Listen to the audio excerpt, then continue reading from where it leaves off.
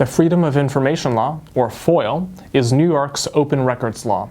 It allows any person to request that a state agency or a local body or any government entity provide them with access to a public record, which is generally any document held or kept by an agency.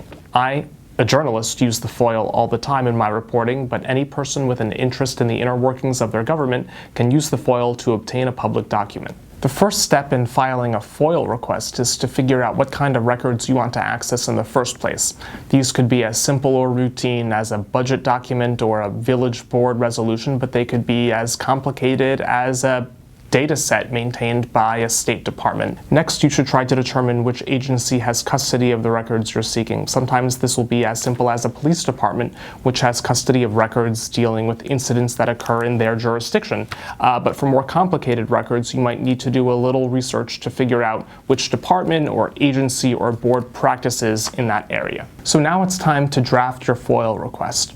Try to describe the documents you are seeking as specifically as possible, but you don't need to describe them exactly.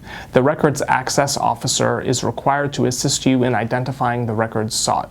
It is also a good idea, generally, to narrow down the time frame for the agency's search so that the search for your records is not unreasonably delayed. And finally, be sure to request records and don't ask questions. An agency is not required to respond to your questions, but they are required to respond to your request for records. The agency then has 5 business days from the date of receipt of your request to acknowledge and then produce the records after that.